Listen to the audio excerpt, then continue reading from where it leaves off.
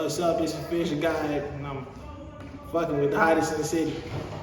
Alright, for sure. First question I got for you, bro. Where you coming from in Louisville, Kentucky? What part of the town? Where'd you grow up? Type shit. Well,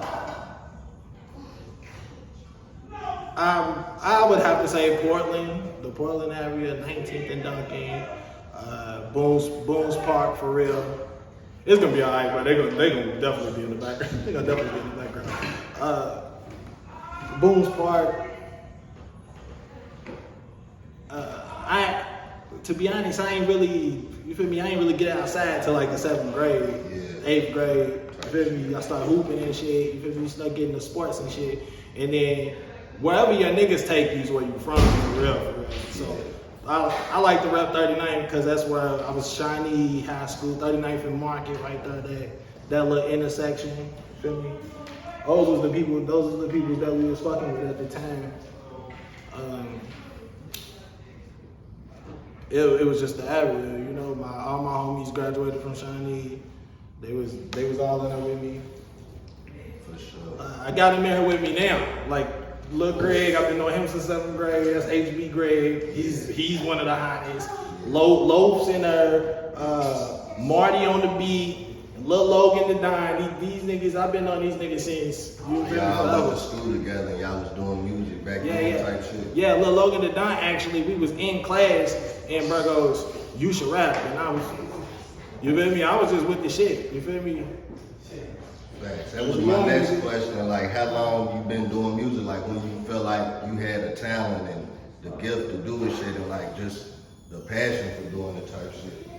Well, for me, it wasn't never really, I'm gonna be all the way honest, it's not really about the music. It's about the art at the end of the day. A nigga used to draw pictures, you feel me? Yeah. Like all my family can draw, my sisters, my brother, my mama, my granny, my uncles and shit. And that shit, it trans. You can get money from that. Yeah. But that's where a lot of the young rappers, we fall short of getting the money because you don't know you can get some money for a sketch. You feel me? You don't know you can get some money for an idea. And that's something that's what I'm trying to do now since I came back, because I've been rapping for a minute, bro, like 2011 probably. And we was gonna grind. Fuck. I told my peoples, I said, I'm gonna do this shit for free. And when I believed that I would do it for free, I believed that the people who was gonna work with me was gonna do that shit for free. So we was gonna get that shit done regardless if anybody fucked with it or not. I was gonna go to the studio and record 6-7 songs. But then along my path, you gonna run into people who be like, we can link you in right now. You feel me? We can link you in right now. We can get you the plays. We can do the radio shit.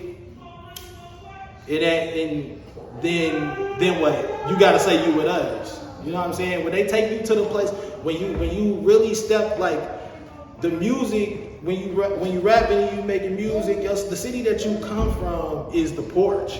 Yeah. It's the porch. Once you hop off the porch, you gonna meet motherfuckers who like your shit, and they be like, yeah, we can make you famous today. It's a lot of us. You feel me? It's a lot of us, and this is kind of on some gang shit. It's a lot of us.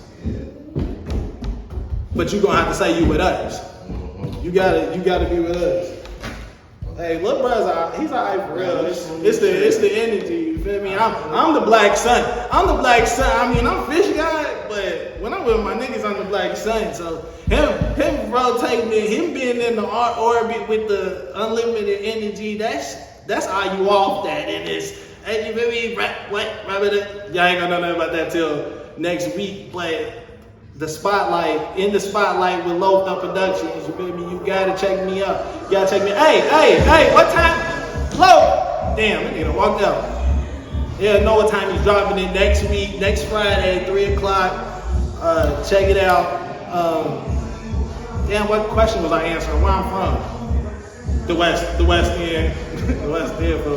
What's some of the artists that influence you? My influence is, this is a weird list. I'm gonna give you a top 5. So Jay-Z, J. Cole, Kanye, Lil B. Half the name Lil B. I know everybody who knows music knows like he's not really like a rapper, you feel me? He was, for me, the key to unlocking social media. And now we see that nigga, we don't give a fuck about his music. He's on ESPN, he's on MSNBC, he's talking in his spaces. We talking about media, because when you're trying to go commercial, you trying to get to the media. You want to be 50 Cent with a TV show. You don't want to be 50 Cent with a mixtape. Yeah. You know what I'm saying? So we gotta look at niggas where they standing at. You feel me? That's where the influence comes in for me at. Is I get Lil B on that list. Fucking Kendrick Lamar, my favorite rapper of all time. Fucking, and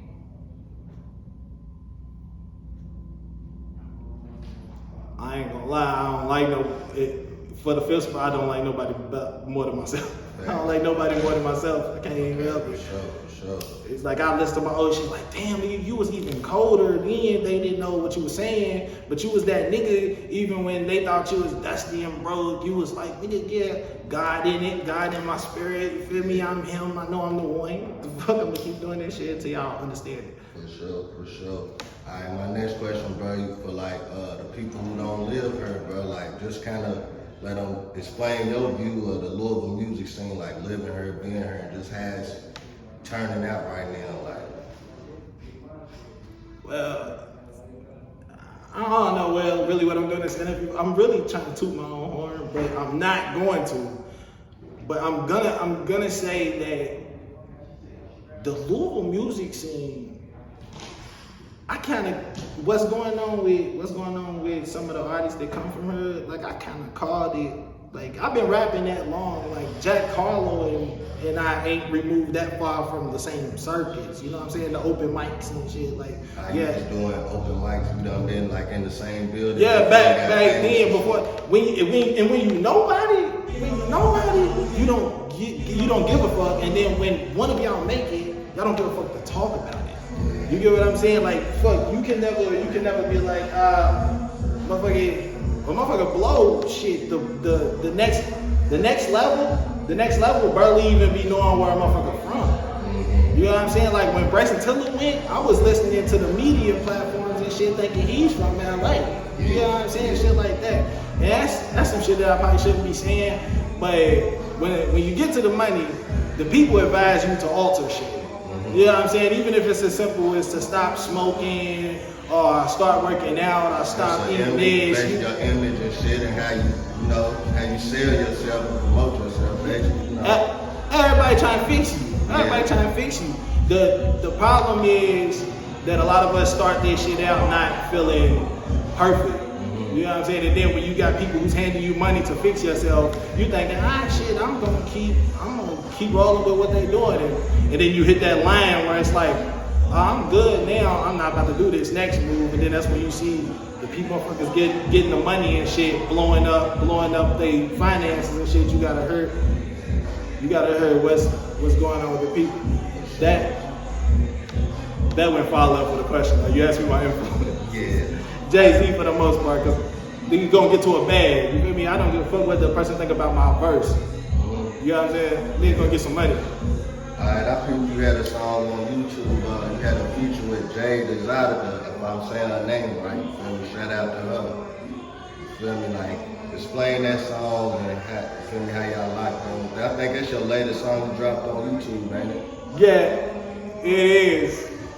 And for matters beyond music, I can't say anything, but my project FishGXD is coming, and it's like some internal conflict type shit. My project is about internal conflict. You know, we talk about emotions and we talk about black militancy, and I go through relationship issues and masculinity, and I mask the whole entire project with toxic masculinity in a way where it's like, yo, I'm fucked up. You know what I'm saying? I'm fucked up and I know it. And you go, what the fuck? You should be loving me still. The fuck? Because we talking about unconditional. And you get it to this point where you're like, People expect you not to give up on them and keep moving with them, but they gonna give up on you as soon as the move that you do look a little too off the path. They like, nah, I'm not turning that way. And it's like, well, is you riding? Nah, is you guys in? Are you riding? Nah, you're not riding. And then that kind of sums up that feature. Yeah, for sure. Yeah, if you heard the song, did you listen to the song? Yeah, if you listen to the song, it sums up what I just said sums that shit up because it goes. Next question for you. You got 1,013 subscribers, bro. Explain how you feel me. You gained up to that, and are you monetizing your page? Because I know it takes once you get 1,000 subscribers, you can finally try to monetize. That's what I'm trying to do now. So just explain your path from going from 0 to 1,000 and still trying to build. You feel me? Being a local artist, even though everybody want 1 million, you feel me? But it's a grind. And it's all about how you Yeah, that shit, man, the truth is, that shit more about your network than any product that you put out. Like, you know what YouTube look like. YouTube is motherfucking slapping people with pieces of cheese, motherfucking cat videos. You know what I'm saying? It's more about your network than the product that you putting out now. The motherfucker, if they really, you wanna have as far of a scope as you. If you gonna make the kill, if you gonna take the shot, you want your scope to be able to get however many yards you need to get the clearest picture. So that's where your network come into play at, cause yeah, you can get people in your life that share your shit, or people who know you, who know your body, they've been around you, y'all to kick it in the same room. But the art of this shit is trying to get those people who really fuck with that shit to take it in another room without you. Yeah, you know play it to some motherfuckers who ain't heard of it. For them to carry your shit through, like, and then the hopes is that you meet the motherfucker, or somebody who's met you meet the motherfucker. Like, I want everybody who meets me to leave saying, damn, that nigga different. You know what I'm saying? And if I heard any semblance of what he said come out of somebody else's mouth, I'm gonna tell them about him. I'm gonna tell them about him. That's what I want out of every interaction that I have. And in that way, I know that they might meet that motherfucker who say, oh, you never broke again. You know what I'm saying? You never broke again. Cause we can put you on what's a view? You get what I'm saying? That's how they get a nigga with the money shit. What's a view? Back in the day, they used to say, you gotta have this many amount of song rotations to get a motherfucking plaque. What is the number for real though? They decide what the number is, and when you sell to them, they make up the number. They the reason. If they want to play your song more, they will. If they want to play your song at all, they will. That's the whole thing. If they want to play your shit, then they will. But you just gotta meet those people. They gotta hear your shit, or somebody gotta tape them your shit. That's what the grind is, and it's hard as fuck on the internet. It's hard as fuck on the internet, I ain't gonna lie, because you gotta kind of have some type of emotion in real life. You know what I mean? You gotta have emotion in real life. And it just involves working with people, and some of them people might be weird as fuck, some of them people might be lame, like fucked up, jerk ass motherfuckers. And then shit just happens. It's like being in the streets.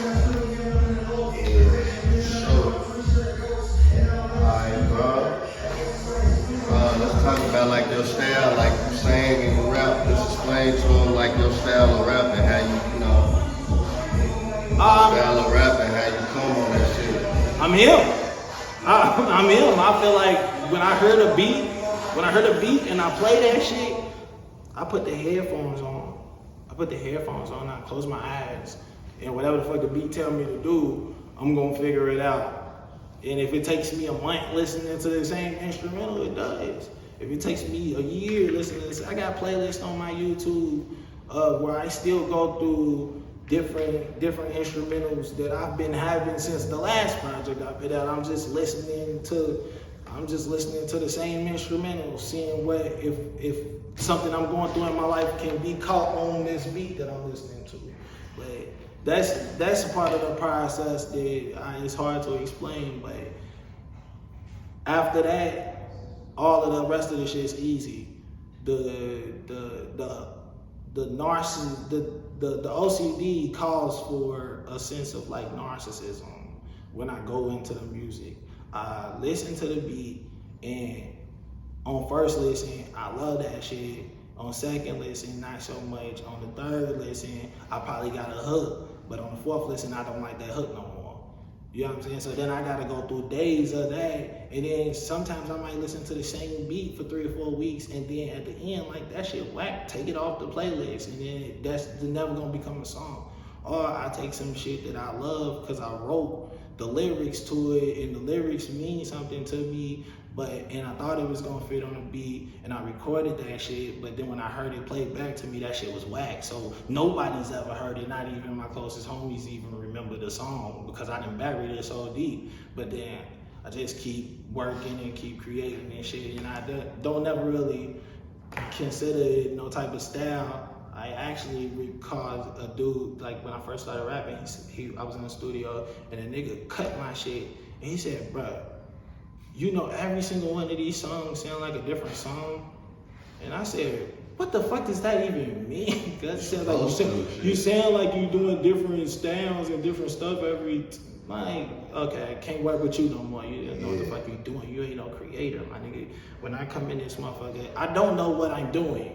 You know what I'm saying? And that's the shit niggas is scared to say. I don't know what I'm doing. I don't know what a hit is. I don't know how I'm gonna get one. I don't know where the money's coming from. I don't know who's gonna pay me. I don't know what the next song is gonna sound like. I don't know what any of my visuals, what the receptions really is, because the people who I need to be connected with, who's saying that they're gonna get me connected to the people, they're gonna keep looking out for me. They're gonna keep loving me. They're gonna keep taking care of me because they know I'm an unlimited creator, and I'm gonna keep doing what I do, even if I'm sleeping outside. They know a nigga gonna draw a picture. They know a nigga gonna paint an image, and I'm gonna try to get to that motherfucker. And if I'm out there, it's probably because I had to be out there to make the art, to make the piece that I'm trying to create. Fuck. That don't sound like nothing to do with my style though, for real. Yeah, but you a different type of artist. You got your own style, basically. Yeah, the only way that I can equate it to the other side is that it's hustle. Yeah. Hustle. If the ball's in the air, nigga, we running for it. Nigga, we running for it. Cause shit, we don't know. The fucking clock might run down. We might not get the last shot. If a nigga who can't shoot on the team might get the last shot, even though we just scored 30 points. We don't know. So we got a ball, get every basket, don't play about nothing. The whole game, we gotta beat niggas up, elbow them, go rough, go hard, just a complete grind. We like the Pistons in the late 80s. For sure, bro.